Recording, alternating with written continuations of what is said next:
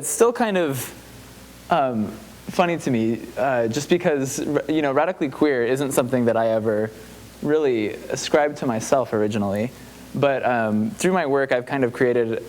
This is sad. I'm very not tech savvy apparently. Okay, we're gonna wait on that.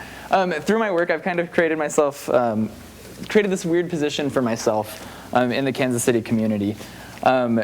It really doesn't make any sense that I can be the person I am, dress the way I do, have the piercings I have the hair the way I have it, and be one of the most respected voices for LGBT people in Kansas City and in that surrounding area, in Missouri and Kansas.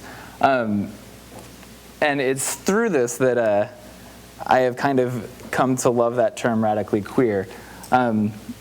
I'm not really here to describe to you what queer is. I think that's something, the beauty of queer is that it defies definition.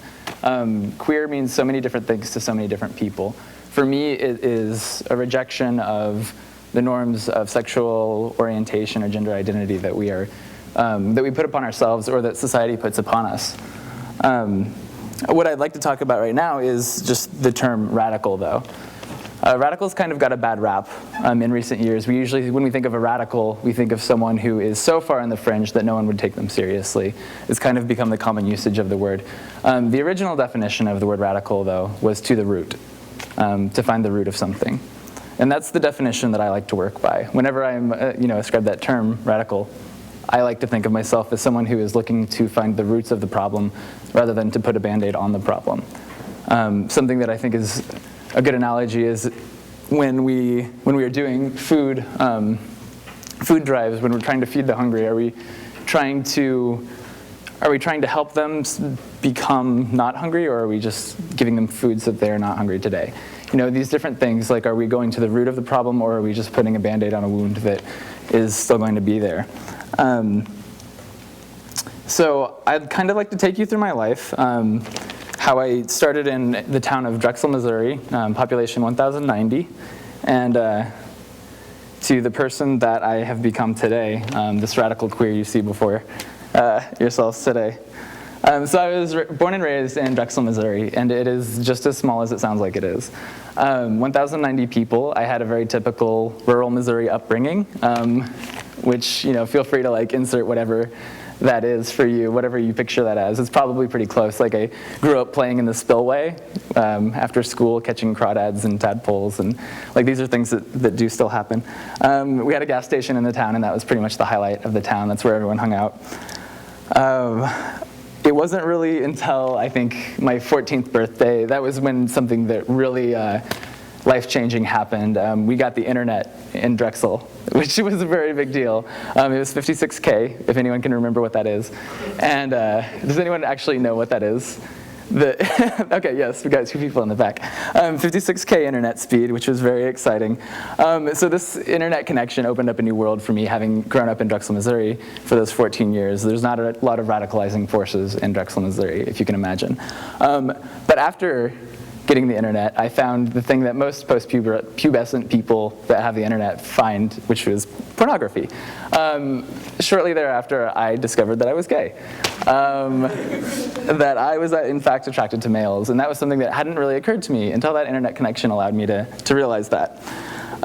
So I was much luckier than most of my rural queer family, in that I didn't really have a large denial period. I knew that I was attracted to males, and I knew that was okay. I knew that I also couldn't tell very many people yet, though, just being at that point in my life. I grew up in a pretty apathetic Methodist household, and my parents were pretty progressive by rural Missouri standards, but that's still pretty conservative by most standards. So I knew my original plan was to come out to them when I was about 20, call them on the phone from several states away, and be like, hey, guess what? That is not how it happened, though, as I'm about to explain. Just after turning 17, I had told a few of my close friends, and I had even managed to get myself a boyfriend in the neighboring town of Harrisonville, Missouri. It was a big deal because that town had a Walmart, and if you're from a small town, you know that's a big deal. So I always had an excuse to be in Harrisonville, Missouri. So it was Valentine's Day, and I was very excited because this is the first time I'd ever had a boyfriend on Valentine's Day. I had bought roses for him, and we had planned a romantic date that night in Harrisonville.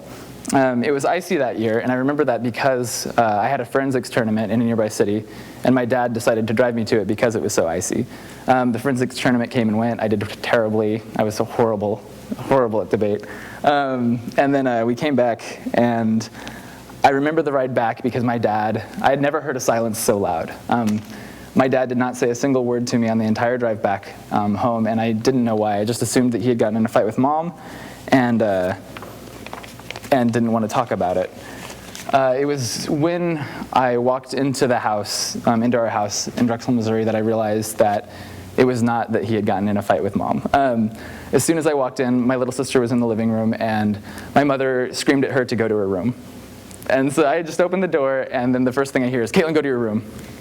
Like, okay, what did I do? What have I done in the last 3 months that could have pissed off my mom so bad that my little sister cannot even be in the room for my punishment?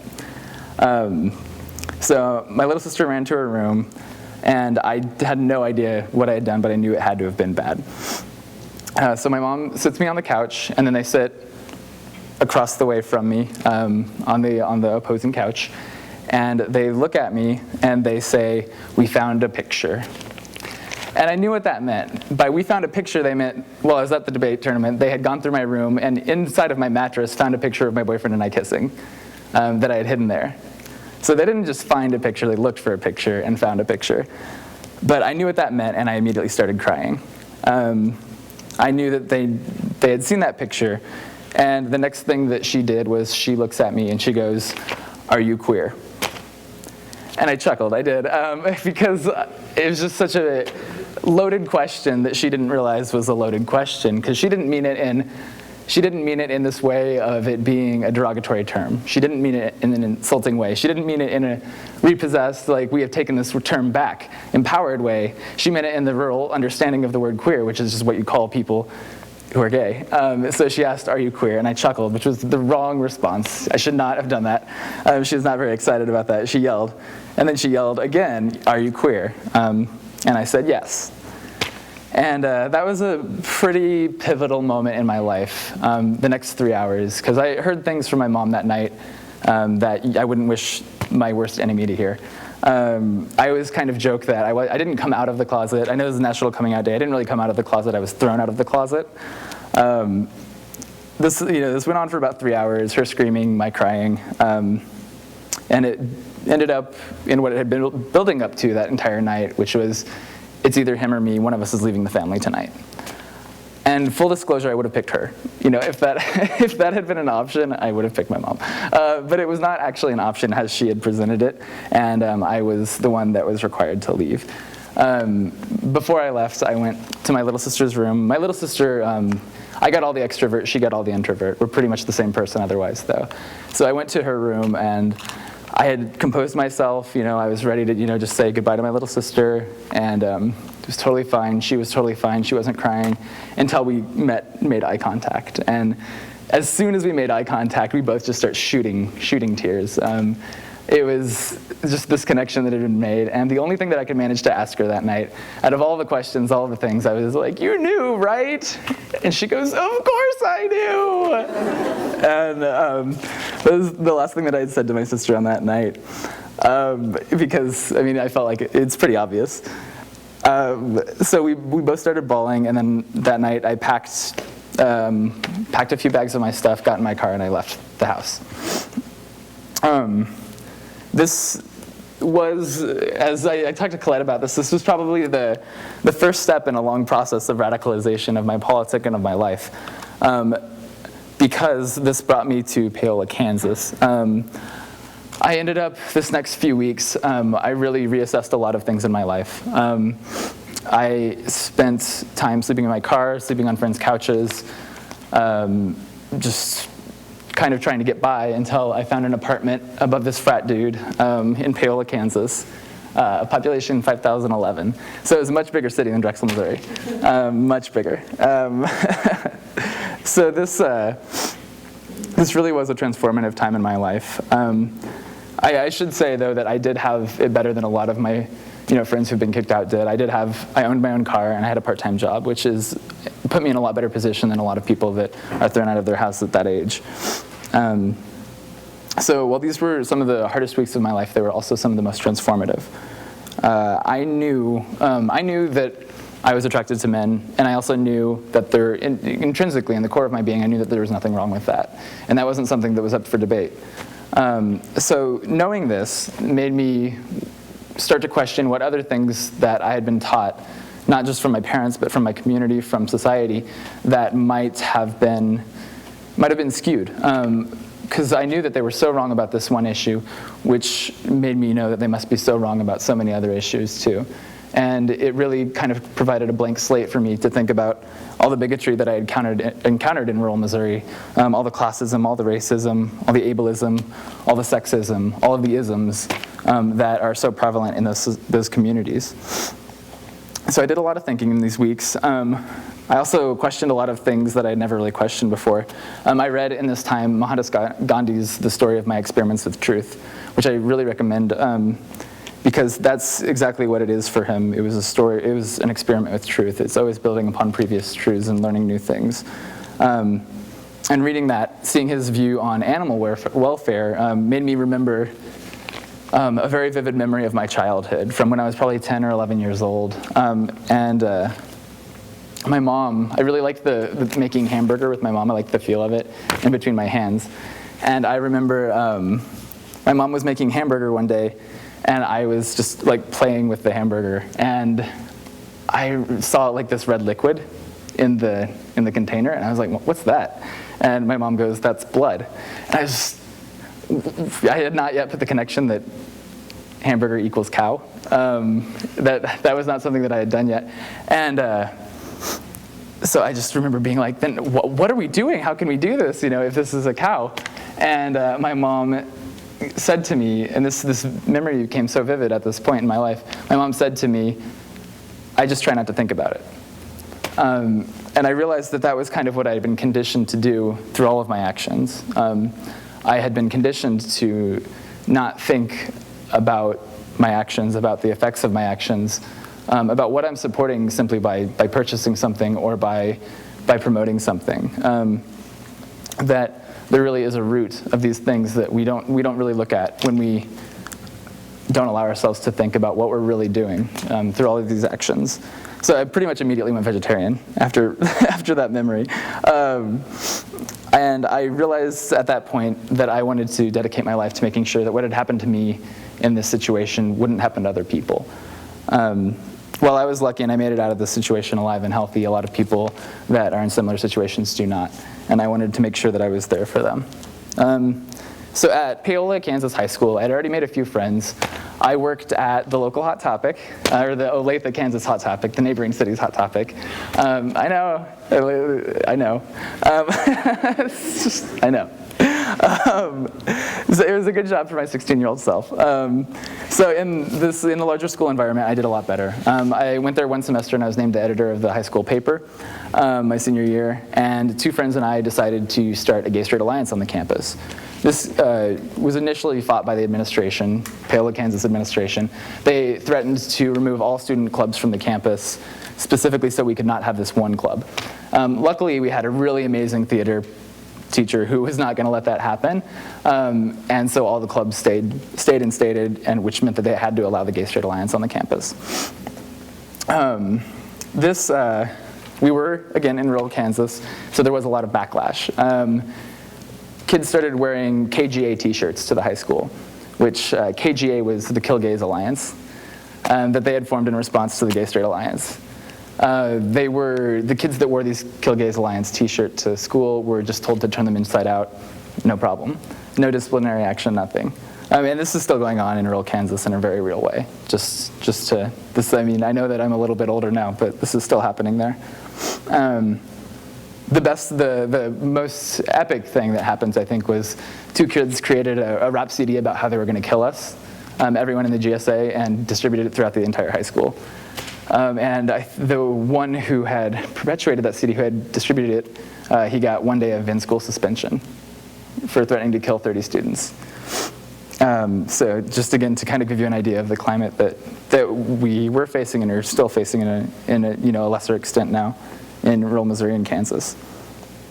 So when we found out about this, I was ready to go to the ACLU and make a national case out of it, but I left it up to the GSA, and they decided as long as he gave us a public apology that we would let him go, basically. And he gave us a public apology, and we did not contact the ACLU, much to my dismay at that situation.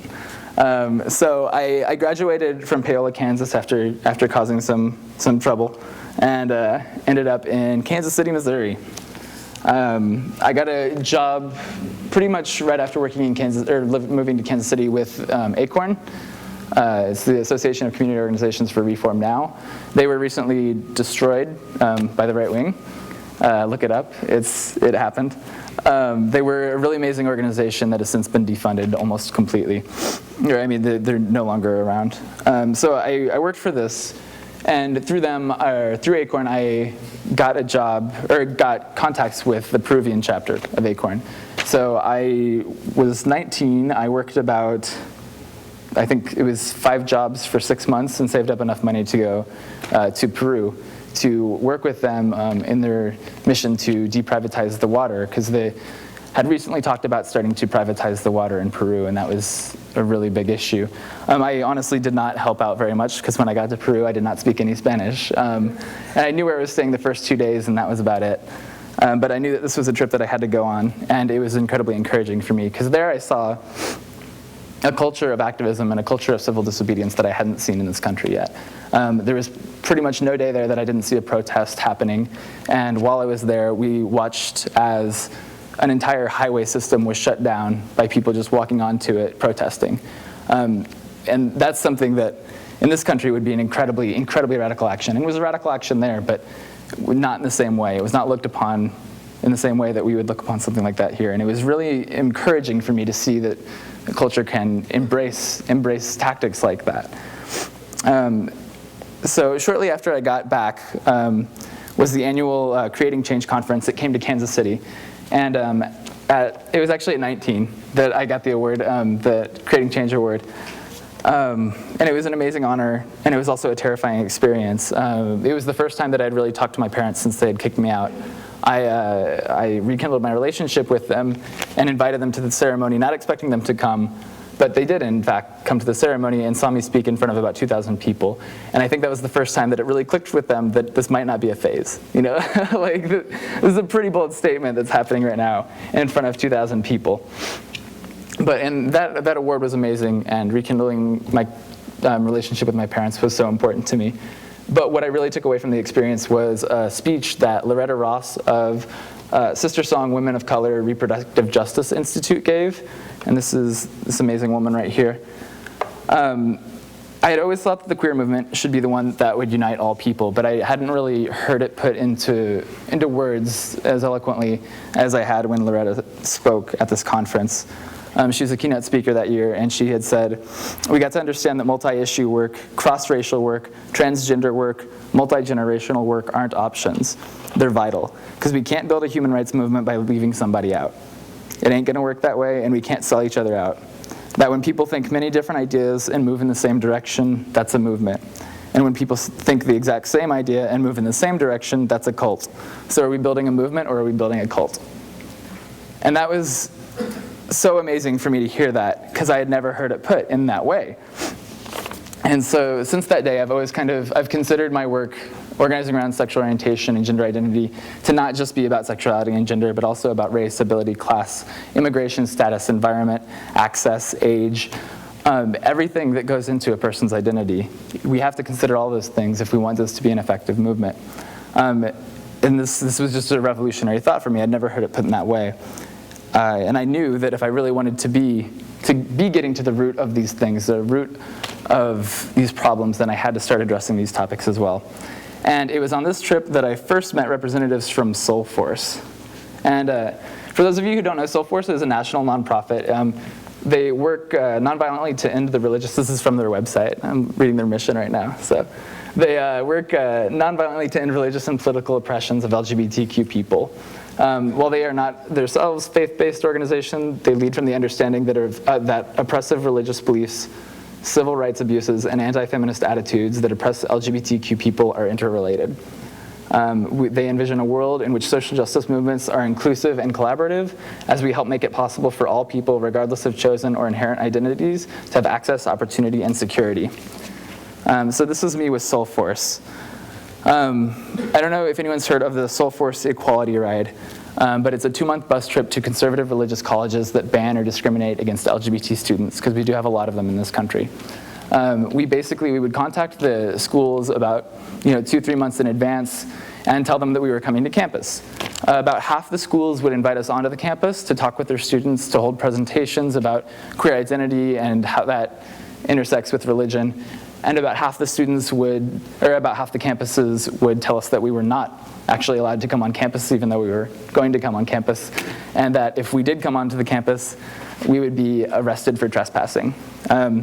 So on those campuses which did not allow us on, we would hold civil disobediences. Often this was symbolic for that specific religion. A lot of times that included letters from LGBTQ or allied students on the campus who had written letters to their administration, anonymous letters to their administration that we would then attempt to deliver to the administrative offices, usually make it about halfway and then get arrested. It was through this that I really saw how important direct action is, not only in being the ones who are framing the debate, but also in getting that media attention that is so important in helping the larger populace understand the issues. On this trip, it was a 2-month bus trip that, again, an apathetic Methodist household that I had grown up in. I think I'd been to church twice in my life prior to this. And we had to do 6 months of intensive Bible study to prepare because we needed to be ready for these conversations that we were going to have on these campuses. It was really important for my growth to be able to have those conversations because this comes up so often in Kansas City and just in Missouri and Kansas in general. On this trip, I read Henry David Thoreau, I reread Gandhi, I had started to read Audre Lorde. These are all amazing authors, and I recommend all of them. And it was also on this trip that I started to see some of the abuses that our prison system, our prison industrial complex system, can really create for LGBTQ people. On one of our rides, we had several people who were arrested. One who was a trans male. Our trans male rider was strip searched in front of all of the women who were in the cell, basically degraded forcibly, just specifically because he was trans. And because he had an F on his driver's license still, he was searched by a woman in front of all of the women riders, all of the people who had been arrested that were already in the cell, and then jailed with these women as well. And it was such a feeling of helplessness knowing that the state was allowing this inequality. They hadn't done anything illegal. Technically, the police hadn't. But this was an abuse, not only of authority, but of this trans rider who had just been strip searched and degraded in front of all of these people. I was very proud of myself because I made it about to the end of the ride, and I had not had an emotional breakdown yet. 2 months on a bus on a bus with only activists is a very intense experience. There's lots and lots of processing. It's mostly processing, in fact. When you're not doing the organizing work, you're processing. And I was very, very proud of myself for not having had that emotional breakdown yet. That was until we got to Ellendale. Ellendale was a town of about 1,500, and it was set up exactly like the town of Drexel, Missouri. The school that we marched on was exactly where my high school was, in Drexel, Missouri. And so this also, again, in that step of that process of radicalization, this was very important for me. This was me not realizing it at the time, I don't think, but later reassessing it and realizing that this was me confronting Drexel, Missouri in my head. They had given us, at this campus, they had given us a free speech zone, which was a triangle of grass on the very edge of campus where no one could see us, and also with an administrative official standing in between us and the actual campus. So anyone that did want to come talk to us would have to, the administrator would see them walk by. So technically they allowed them to come talk to us, but they didn't really. So we saw that. They had said that we were going to be allowed to be on campus. We got there, we realized we weren't, so we did do a direct action on the campus and were arrested. I was not chosen for that direct action. Instead, I bawled like a baby in a prayer shawl while watching these people get arrested. And it was a very cleansing experience for me, though, to be able to confront symbolically, not directly, but symbolically, that town that had meant so much, that population 1,090 city that had been the birth of it all. And the Equality Ride was very much in the spirit of the Freedom Rides. It very much drew power from those, but also with recognition that the Freedom Riders went through so much more and faced so much more violence than we did on this ride. For those who don't know, the first Freedom Ride took place on May 4th in 1961. It left Washington, D.C. on 2 public buses for the Deep South, and they intended to test the Supreme Court ruling, which was Boynton versus Virginia, which declared segregation in interstate bus and rail stations unconstitutional. They went to challenge this directly, because this is something that they weren't challenging the state necessarily, or the federal government, they were challenging state governments, and they were met with a lot of hostility and were attacked in Birmingham. So that was the inspiration for the Equality Ride. And so this was also a very transformative experience for me, because it made me look at the tactics of previous movements and just how effective that they really could be. Like we all know the story of Rosa Parks, right? I mean, everyone's heard of Rosa Parks. So was she just an old lady on a bus that just didn't want to get up that day? Or was she the secretary of the Montgomery chapter of the NAACP and a veteran activist in this field that had organized a rally of several thousand later that night? That she was the second one. She knew what she was doing. It was all very tactical and it was all very strategic. But she totally framed that debate through setting up that action. What we see today, we see the media response to it. We see the rallies that happened that night. We see MLK helping start the bus boycott. We don't see all the strategy and all of the hard work that she really did secretly, not secretly, but she put into this to organize this amazing and super effective action. Okay, so we have a lot of really amazing history to be able to look to when we're trying to talk about radical action or talk about direct action in general. And let's see, is this the right one? Oh, not yet. I'm really bad at this. Okay, I'm going to come back to that one. So, in Kansas City even, we have a pretty impressive queer history. In 1966, Kansas City was the host of the first ever NACO conference, which was the North American Conference of Homophile Organizations, which is a pretty big deal. This happened pre-Stonewall. This was the first ever national conference, and it happened in Kansas City because the West Coast activists and the East Coast activists couldn't decide whether it should happen on the West Coast or the East Coast. So they picked Kansas City because it's right in the middle. So because of that, we have this amazing history in Kansas City, and through that, the Phoenix Society was formed, which was the Phoenix Society for Individual Freedom, which was the first ever gay rights group in Kansas City, and they opened one of the first ever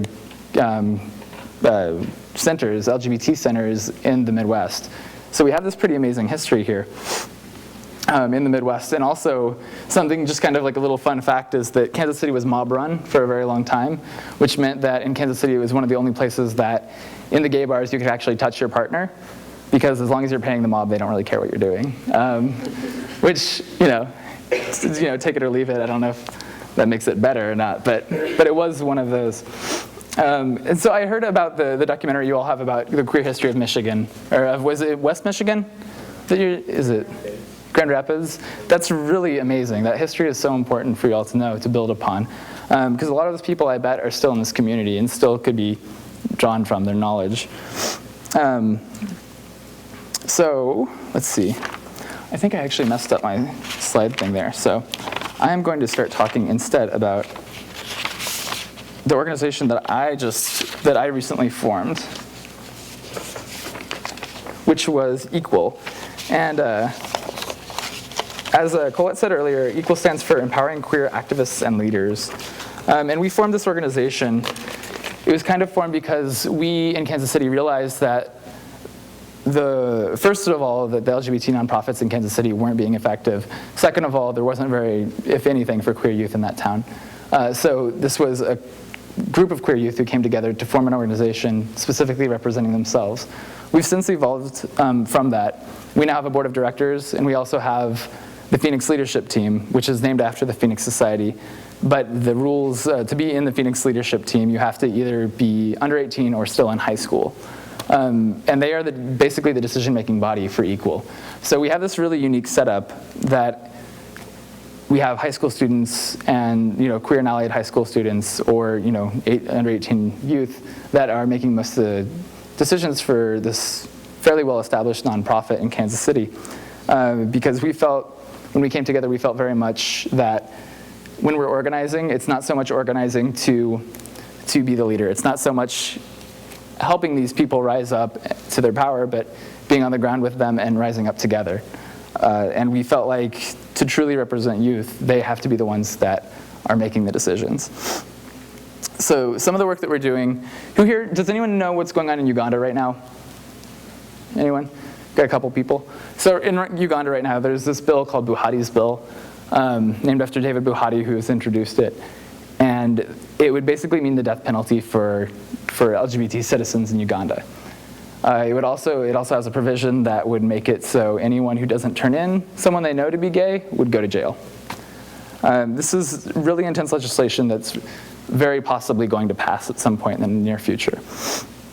So, this seems very far removed from Kansas City, except that there were several American evangelicals who moved into Uganda to help craft this legislation. They say that they didn't, but they were at a conference about 3 months before this legislation was introduced with all of these men who introduced the legislation, specifically preaching against homosexuality. So while they may not have helped craft the language of the legislation, they helped foment this anti-homosexuality fervor that's going on in Uganda right now. So these 3 American evangelicals, when it broke nationally in the United States that this was going on in Uganda, which Rachel Maddow has coined the Kill the Gays bill. Thanks, Rachel. When this broke nationally in the United States, those 3 American evangelicals pulled all ties from Uganda. They came back to the States and were like, oh no, we just visit Uganda sometimes.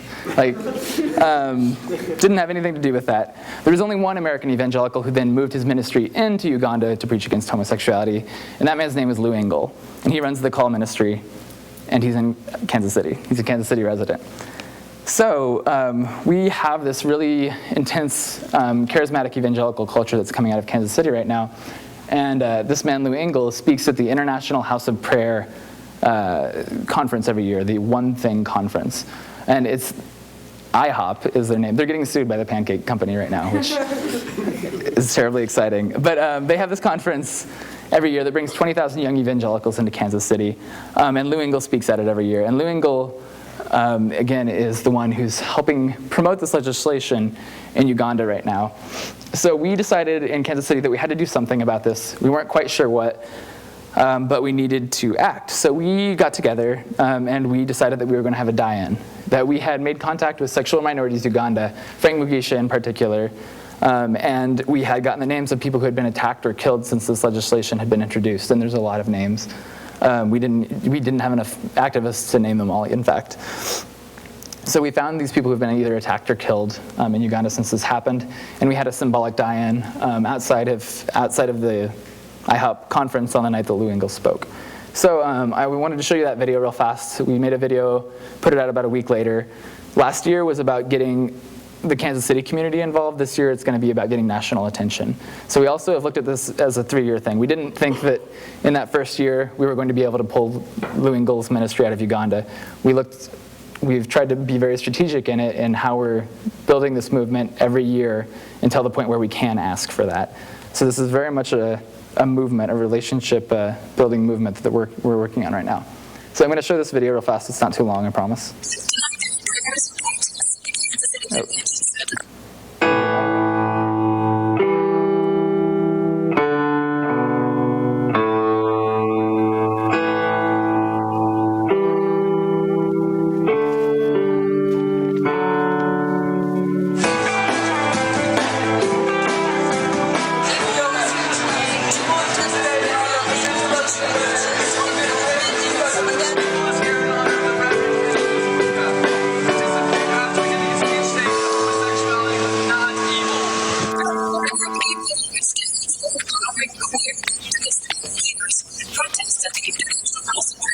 to fix the sound on that?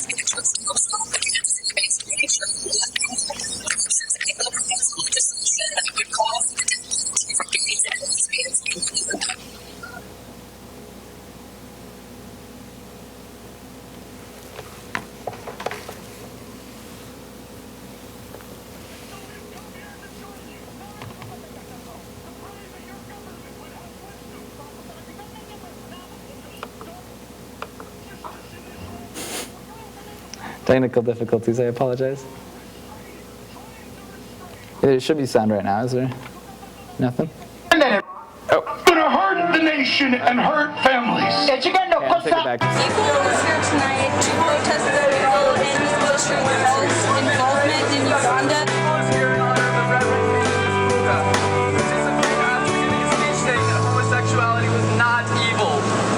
The group Equal, which stands for Empowering Queer Activists and Leaders, protested the International House of Prayers Convention. They're asking the church to help stop the Kansas City-based preacher Lou Engle. The group says Engle promotes a legislation that would call for the death penalty for gays and lesbians in Uganda.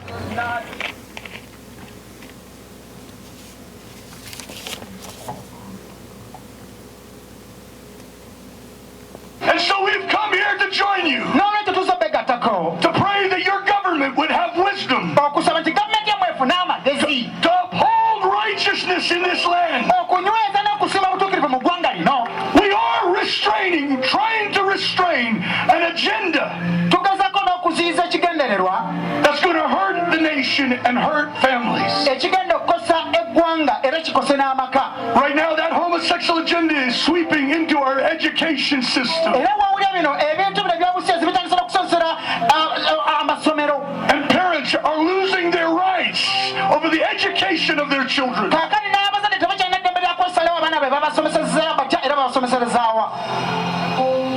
believe there's only one hope. Help us, God. Help us, God. But I believe Uganda has suddenly become ground zero.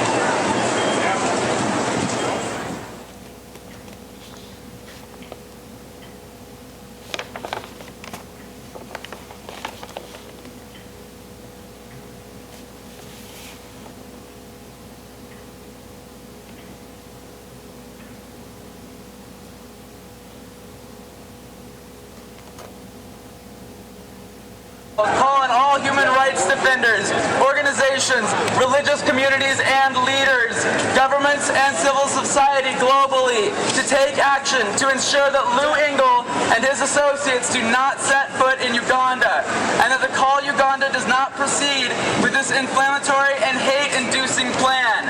Om Shanti, Om Shanti, Shanti, Om. Peace inside of my mind. Love and only love is moving me. Peace inside of my mind. Love and only love is moving me. Om Shanti, Om Shanti, Om Shanti, Shanti, Om. Om Shanti. Really hope that people watching the news tonight, hearing all of this, people walking by and hearing us, they will realize what is going on and go look it up, educate themselves, and join in the fight against this.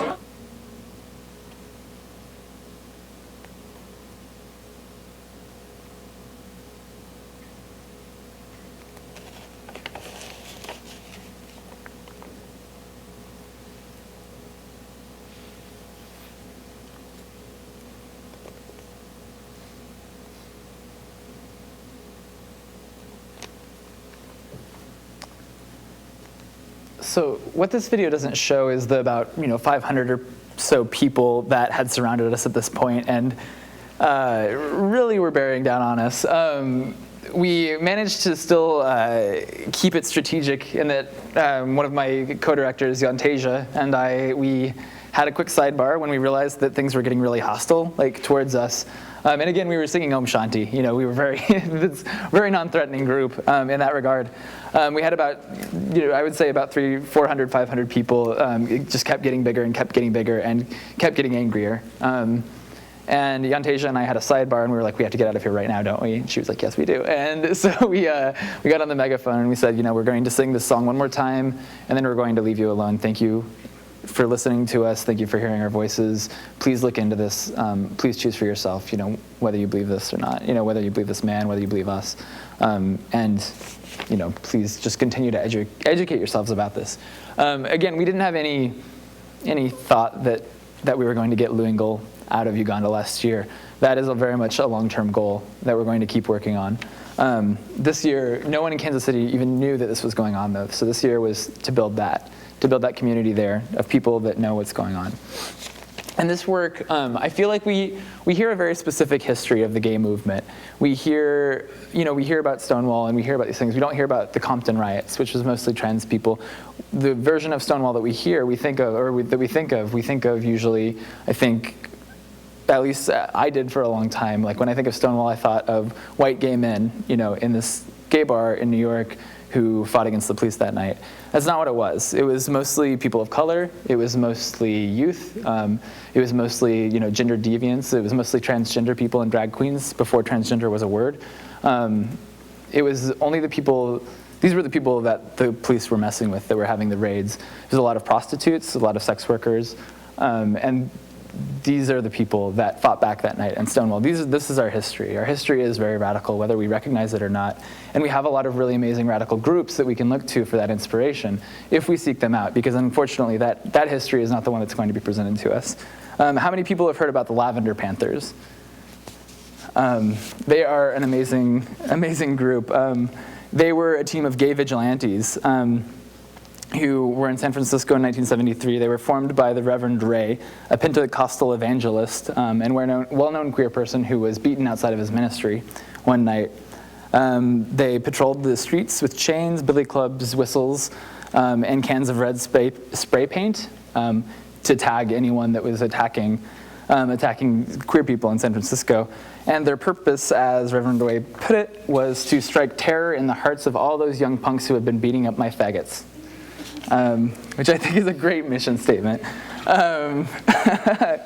So we have groups like, and Colette actually has a really great zine that has some of these organizations in it too.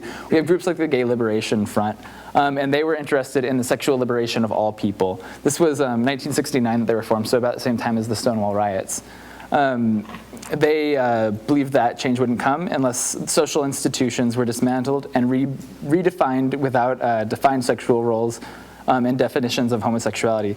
They were very much a queer organization before that had become a term, what it means today.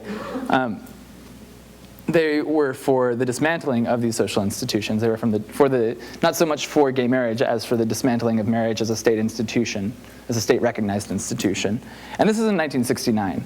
So, we hear these same voices today and think of them as new and radical, but these voices have been around since the inception of our movement as we know it. So most of these people were involved with the Stonewall riots who formed the Gay Liberation Front. And they organized a candlelight march shortly after, which demanded an end to homosexual persecution. And they believed in larger social ideas. Their standards were not just for gay liberation, but they were also anti-war, and they were for civil rights.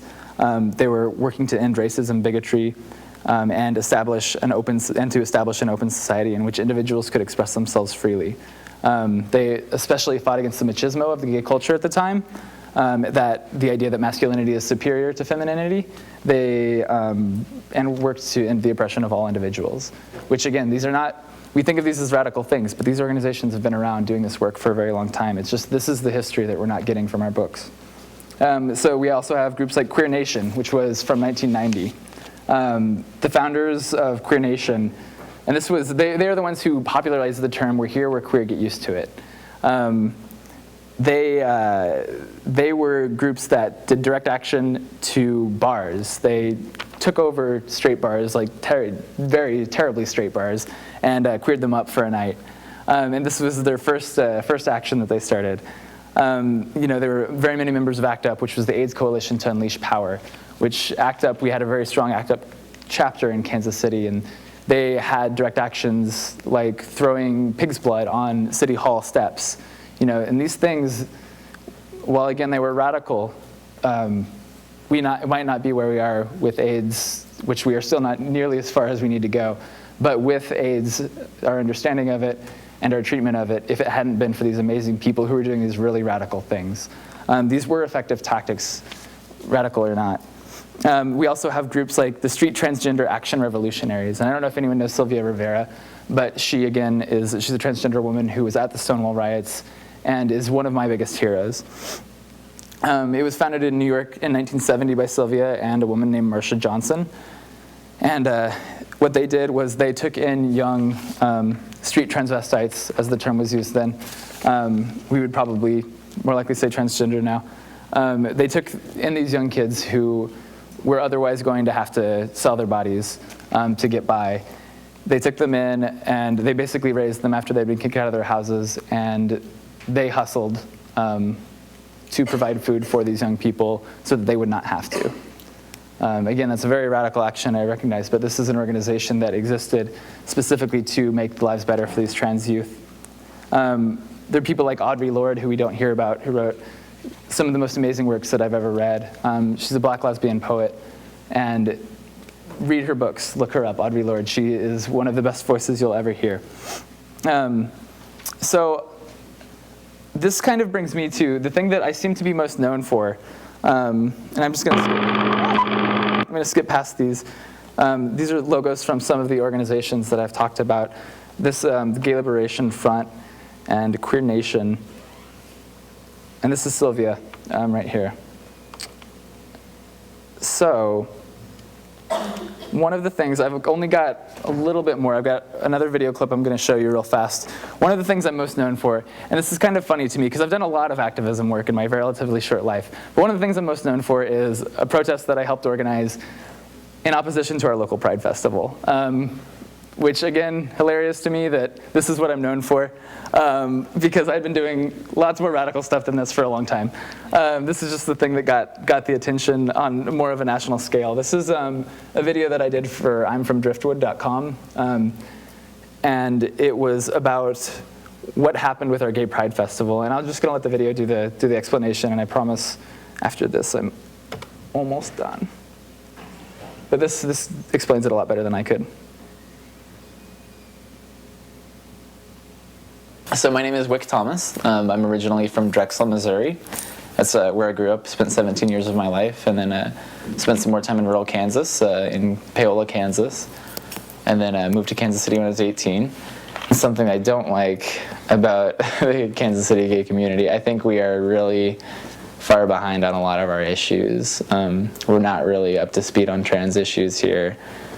Queer is still not an acceptable term here. There's just so many issues of identity and social justice that haven't even been breached here. This last year, I helped organize a protest against the Kansas City Pride group, which a lot of people didn't really understand why, this queer population was protesting the Gay Pride organization in Kansas City. And there were a lot of reasons for it. The Gay Pride here is a for-profit corporation, and they were charging $500 for nonprofits to table. They had just started charging entrance fees for everyone involved.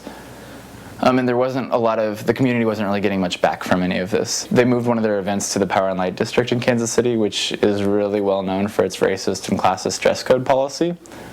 And it's been protested by every group, every civil rights group, the ACLU has protested, the Urban League, the Urban Summit, the NAACP, like all of these things have protested the Power and Light District. And so it was a really big deal when our Gay Pride organization decided to support it. And move into the Power and Light District, and it was being touted as this great thing because for one night the Power and Light District was going to relax its dress code and let us in and not get kicked out, which we saw as a really big insult, that, you know, like, one night of the year you're going to let us in and we're not going to get thrown out. Like, great.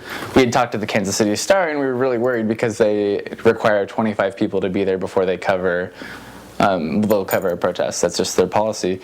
So we were like, oh, you know, like, please, you know, like, please just let 25 people show up so that this wasn't all for nothing, because there was a lot of fallback about this. And so the organizers got to my house early, and then other people started showing up that we hadn't invited to the house, which was really awesome, because we didn't, you know, they hadn't even been told to, and they started showing up. And so by the time we left, so there were already 23 people. And that was just the core people that were going down to, like, help organize everything. And so by the time we got there, like, I mean, just, you know, people just started showing up, and we really underestimated how much people hated the Power and Light District. We did get a lot of fallback, but we just felt like the message was more important, that, you know, like, if we are doing queer organizing work, we have to be talking about race, and we have to be talking about class, and we have to be talking about gender. Like, you can't organize around queer issues without talking about those things. And it really sucks that it came to the point where we had to protest our pride here. Like, I'm not excited about that idea, you know, like, but it's not about the, you know, corporations accepting the gay identity. Like, that's not what pride was supposed to be about. It was supposed to be a revolutionary act, and one of defiance, and one of community. And a lot of us had felt like it wasn't that anymore, and that we needed to expose that. So I feel like a lot of the organizations that serve LGBT people in Kansas City feel like they can say things now. I feel like they can bring up concerns to the pride group here, because, you know, there's a precedent for it now. I feel like we opened up a space for dialogue, I think. This is a cool organization too. I'm from driftwood.com. They just go around the country asking people their stories, and this is the one that I gave, like, again, like, you know, probably 30-40 minute interview, and they only used the part about gay pride. But it is very succinct. Our gay pride had gone into this district that was known for its racist policies, that was known for its classist policies, and partnered with them because they were saving money. And this was a really big issue for us that we couldn't ignore. One of the most frustrating and most common questions that we got from the organizers of the Pride Festival, and just the general populace, I should say the general white populace of Kansas City, was, I understand how the dress code in the Power and Light District is racist, but how does that affect gay people? Thank you, whoever like sighed back there, because I think when we started this, and I told this group last night, I think when we started organizing for this, we originally were giving really eloquent responses and really, you know, getting to the heart of it and explaining this issue in a really thorough way. But we got this question so much that by the actual protest, I think our answer was just, because not all gay people are white. Like, it's just, I mean, it can be summed up in that. I mean, we got that question so frequently in that town. So, but what we found from this was this organizing work was so much more effective if we are crossing these boundaries, if we are forming these coalitions.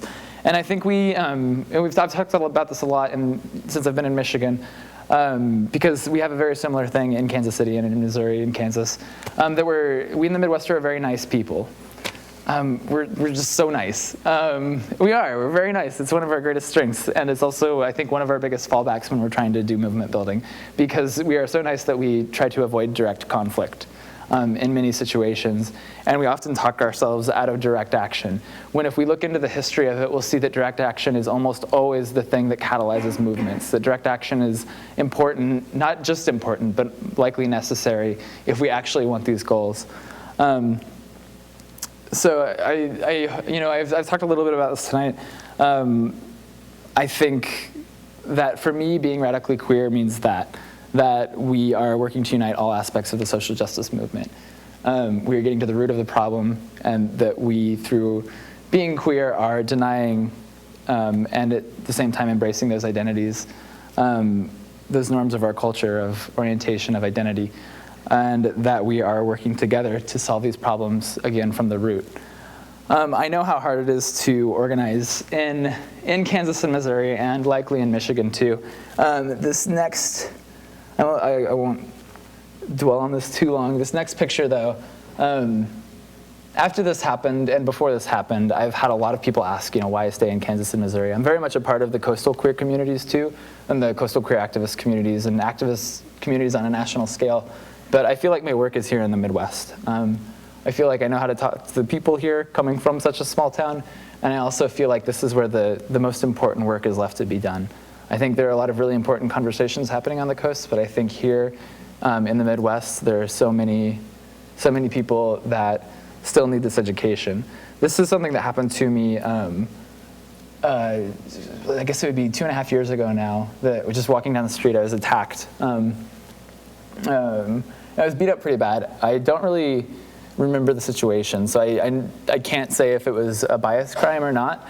I think it's pretty likely that it was. I was walking alone, and I had on the most adorable outfit. I looked really good that night. So I was actually really, the thing I was most pissed about was that they ruined my pants that I really liked that I was wearing that night. But this is still happening. This is still happening in Kansas. This is still happening in Missouri, and likely this is still happening in Michigan.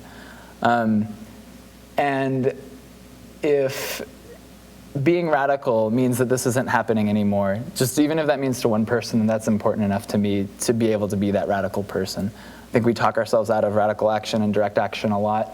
But I also think, again, if we look into it, the radical action is the most important action in catalyzing a movement. And I want to make sure that this doesn't happen to other people. So I think I'm very much willing to be that radical force so that other people can say, well, at least I'm not quite that radical, so that I can normalize a slightly lesser radical than I am. So I have one clip that I really like to show. Harvey Milk, a lot of people know him. He's an amazing man.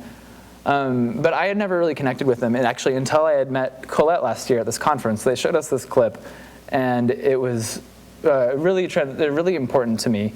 And it really helped me connect with Harvey Milk and his mission. And I'd just like to share that real fast. It's just really short. Somewhere in Des Moines or San Antonio, there's a young gay person who all of a sudden realizes that here he is gay, knows that if the parents find out, they'll be tossed out of the house. The classmates will taunt the child, and the Anita Bryants and John Briggs are doing their bit on TV, and that child has several options. Staying in a closet, suicide, and then one day that child might open a paper and says homosexual elected in San Francisco, and there are two new options. The option is to go to California,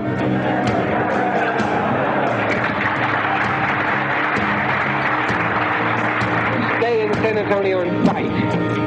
2 days after I was elected, I got a phone call. The voice was quite young. It was from Altoona, Pennsylvania. And the person said, thanks. And you've got to let gay people know that that young child and the thousands and thousands like that child know that there's hope for a better world. There's hope for a better tomorrow.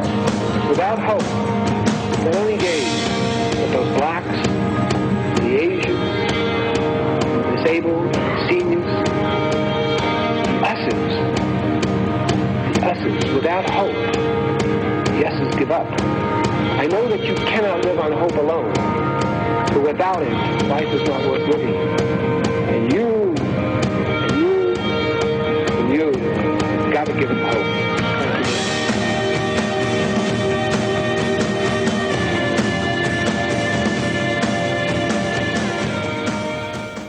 So this video is really powerful for me just because, mostly because of the line in it in which he says, when you see this on TV, you have a few options. You can move to California, which, many of us choose. You can move to California. You can commit suicide, which is one I hope that you would never choose. Or you can stay and fight. And that really resonated with me a lot because, again, I feel that my work is here in the Midwest. But I would like to add to Harvey Milk's quote and say that if you do choose that third option to stay and fight, then your only option then becomes to be fucking fabulous. Because that's the only way to be an effective and powerful voice in the Midwest, is you have to rise above so much shit that you are the most fabulous person you have ever met. And I hope and challenge each and every one of you in this room to be that person. I think, again, we in the Midwest are very nice. We're very nice people, but sometimes agitation is necessary to create a true movement, to create actual change. And so that's what I'd like to leave you all with. I'd like to, again, thank Colette and everyone who brought me here.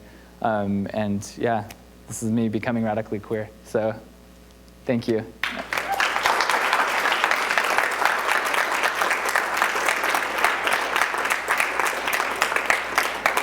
Yeah, and I think we were going to do a question and answer, if anyone had any questions for me.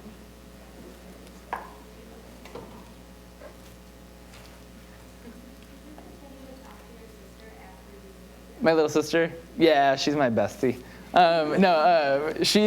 She's hilarious to me because, again, I've never met anyone who has such a similar thought process as I do. But she won't come to like anything I invite her to. She very much love each other, but I think she's terrified of my friends. So, yeah, yeah. Yeah. Besides forming like ally groups and like in the public schools, Mm-hmm. as a teacher, Yeah. in the public school, what other options do you have to help students and educate? Because in Michigan, you can get fired before they have that. Yeah, yeah, and that's a really hard, especially right now, I think, with the climate for teachers that we've got is a really hard, choice to have to make. Do you have a Gay Straight Alliance at the school? You don't? Do you? Okay. Well, I mean, my first thought, I think, would be to, if they don't have a Gay Straight Alliance, there are kids who want to start one, at the school. And especially for teachers who are straight allies, it is really helpful for a straight ally to be that person that helps start that GSA, because they can't then be, not that they could ever be fired for their sexual orientation, but they can be.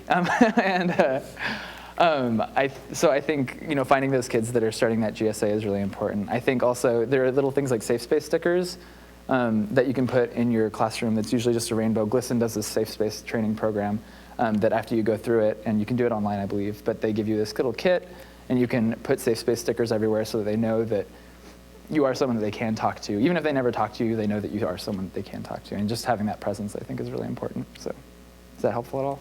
Okay, cool. Other questions? When did your parents fully come around to like accepting? Because I know a lot of, first of my friends, Yeah. were religious, they don't fully accept, Yeah. but they love you. Yeah. Love the sin or hate the sin, right? That's something we hear a lot. And that's something I'm dealing with my fellows. Yeah. That's something that's like, what, it's not everything. If you love me, you don't. Yeah, well, I feel like I was kind of lucky in that situation, is that I was so completely disowned that now that we have rekindled a relationship, they don't really have anything that they can use against me. Like, they can't disown me again. They've already done that, So the relationship is very voluntary on my part. I don't feel like I need them in my life, but I want them in my life. So I feel like, in a weird way, I kind of got lucky in that situation. I would say don't give up on them. That a lot of times it takes a long time to come around, but there are some amazing groups. I know there is a Michigan PFLAG, right? Okay, so I mean, I know that most parents who aren't supportive aren't going to be interested in going to something like that, but it's worth a try. It took my parents a very long time to come around, and they won't ask me any personal questions about my life. I very much tell them everything going on in my life.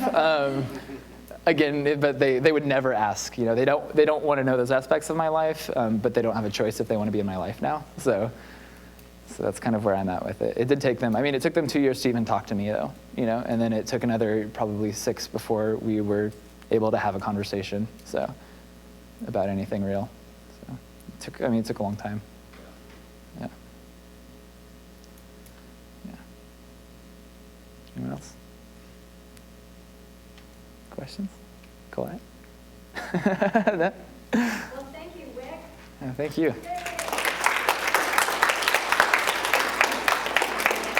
Becoming radically queer. Wick Wick had said, and this is probably happening in Michigan as well. Of course it is. There are hate crimes against the gay community every day in Michigan. In Grand Rapids, specifically 2 months ago, there was a hate crime against a gay man who was leaving an Equality Michigan event, ironically enough. And he was beaten up, called faggot, and told that he deserves to die. This Thursday, there's an event at Rosa Parks Circle starting at 6:30. It's called Step Out and Step Up.